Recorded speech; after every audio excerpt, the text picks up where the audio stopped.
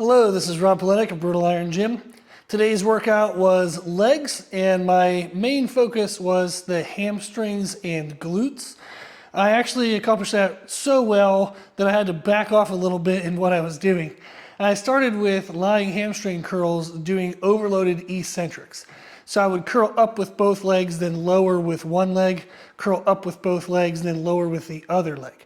So I was doing alternating overloaded eccentrics. Sometimes I'll do all reps on one leg, then all reps on the other.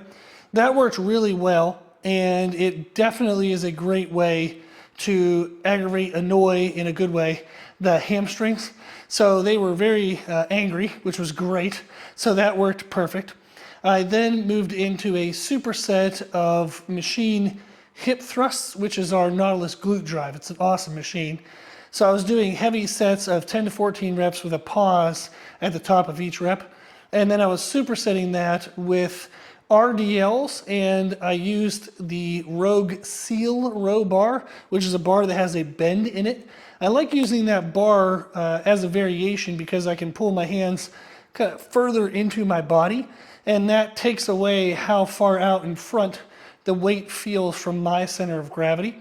I find that that gets a good blend of hamstring and glute focus and minimizing my torso strain and stabilization responsibilities. It's an odd thing to say, but when I used to do very heavy powerlifting, my core would thicken due to the length of my torso and being stabilized and braced in bent over positions, such as conventional deadlifts and squats. I'm more mindful now, since I'm switching over to aesthetic training and wanting to bring in the midsection and bring out my thighs and shoulders. I want to have more of an X frame. So I'm mindful of ways to deload my torso in a bent over or hinged position. I still will train my abs doing pull-off rotations and lying leg raises and some other odds and ends. So I don't want to lose core strength and stabilization and safety, but I do want to decrease how often and how much I am loaded in a hinged position. So the seal row bar allows me to do an RDL or a stiff leg deadlift with that little bit of less tension on the torso. So that worked out really well, and like I said, my hamstrings were actually aggravated and sufficiently annoyed from the hamstring curls that I was going to do extra techniques with the hip thrusts and the RDLs, but I decided not to, just to do straight sets. And then I finished with single leg presses, and I did cluster sets.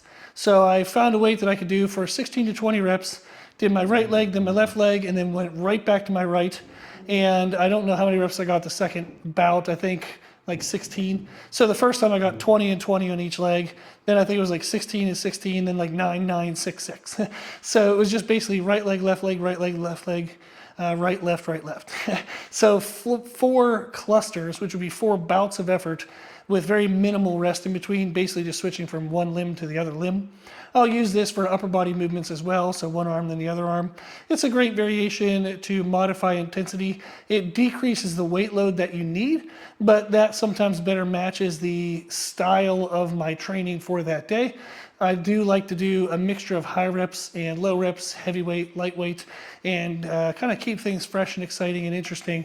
I also use my training to experiment with concepts that I like to use in client programs.